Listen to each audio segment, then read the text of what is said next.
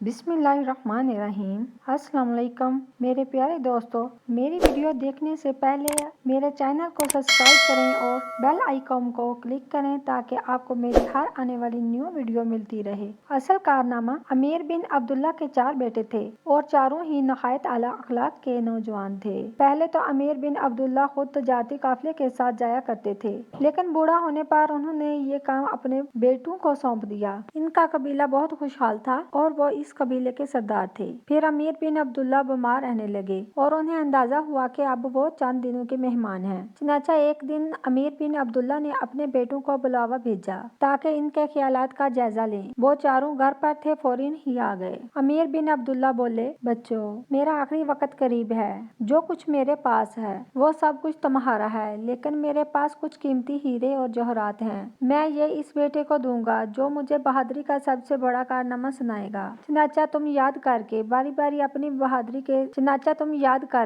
बारी मुझे अपनी बहादुरी का सबसे बड़ा कारनामा सुनाओ। अमीर का सबसे बड़ा बेटा बोला, अब्बा जान, एक मर्तबा मैं अफ्रीका में हाथी के दांत खरीदने गया था। जंगल में एक जगह मैं मुलाजमों से अलहदा होकर चलने लगा तो मुझे अपने पीछे जहाड़ियों में सरसराहट की आवाज सुनाई दी। खतरे के पेश नजर मैंने तलवार निकाली और चौकन हो गया। दोबारा इस आवाज के आने पर मैंने पलट कर देखा तो एक शेर ने मुझ पर जस्त लगाई और मैंने तलवार के पे दर पे वार करके शेर का काम तमाम कर दिया। अमीर बिन अब्दुल्ला बोला, शाबाश बेटे, तुम्हारा ये कारनामा हाजिर दिमागी और बहादुरी की एक आला मिसाल है। मैं तुम्हारे इस कारनामे पर बहुत खुश हुआ। अब दूसरा बेटा बोला, अब्बा हजूर, मैं मशक के बाजार से गुजर रहा था। गली के एक मकान में आग लगी हुई थी। आग के शोले आसमान से बातें कर रहे थे। इस दौरान कुछ लोग आग बुझाने में मसरूफ थे। एक औरत चिल्ला चिल्ला कर कह रही थी, लोगों, मेरा 4 साल का बेटा कमरे के अंदर सो रहा है। खुदा के लिए मेरे बच्चे की जान बचाओ, वो जल जाएगा। मुझसे इस औरत की आवाज़ सुनकर ना रह गया और लोगों के मना करने के बावजूद मैं ऊंट की ऊन का कंबल अड़ाकर घर के अंदर इस औरत के बच्चे को जिंदा निकाल लाया। इसने मुझे बहुत दवाएं दी, जबकि मैं बुरी तरह झुलस गया था। हफ्तों के इलाज के बाद मैं सेहतयाब हो गया। अमीर बिन अब्दुल्ला कहने लगे, तुम्हारा ये कारनामा बहादुरी और बेलौसाई का शानदार नमूना है। इसकी जितनी तारीफ की जाए कम है। अब तीसरा बेटा कहने लगा, अब्बा जान, मैं एक मर्तबा दरिया के किनारे कश्ती में सामान चढ़ा रहा था तो सामने से आने वाली एक कश्ती साहिल के करीब ही आकर डूब गई। लोग कश्तियों में बैठकर मुसाफिरों को बचाने के लिए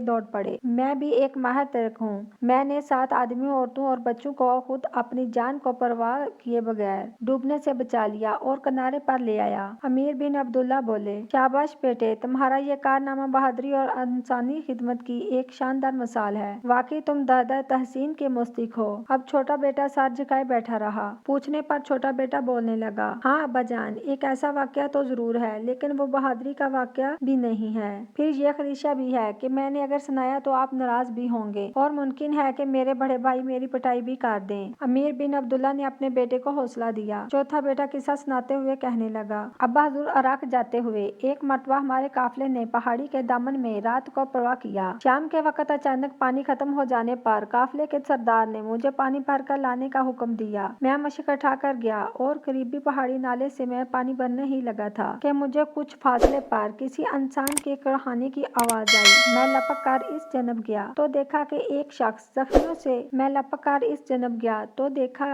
शख्स जख्मों से चूर पत्थरों में पड़ा है। मैंने इसके चेहरे पर पानी डाला तो वो कुछ होश में आ गया। वो कुछ देर मेरी तरफ देखता रहा। ऐसा लगता था कि जैसे वो पहचानने की कोशिश कर रहा हो। फिर इसने मुझे बताया कि पहाड़ी डाकू इसकी तमाम पूंजी छीनकर अपनी जनब से उसे मार कर यहाँ फेंक गए हैं। अगर मैं कुछ देर से तक पहुँच जाता तो शायद वो मर चुका होता। पानी तो मैं बाद में लाया, लेकिन पहले इस जख्मी शख्स को उठाकर अपने खेमे में ले आया। काफिले के ताइबा ने इसकी मरहम पट्टी की और मैंने इसकी तमादारी बहुत वजह से की। सुबह के वक्त रोशनी में मैंने इसको पहचान लिया। वो हमारे दुश्मन काफिले का सरदार वलीद बिन जबर था। पहले तो मेरे जी में आया कि मैं इसका गला घोंट दूं, क्योंकि कुछ अरसे पहले इस आदमी ने मुझे तन्हा पाकर मेरी मारपीट करता रहा رہا تھا۔ ممکن تھا کہ وہ جان سے ہی مار ڈالتا، لیکن میری قسمت اچھی تھی کہ میں اس کی قید میں سے بھاگنے میں کامیاب ہو گیا۔ لیکن وقت زخمی حالت میں نے اس سے بدلہ لینا مناسب نہ سمجھا۔ میں نے دل جمعی سے اس کا علاج کروایا، دیکھ بھال کی، اپنے ساتھ سفر میں رکھا، اپنی سواری اس کے سپرد کی، اور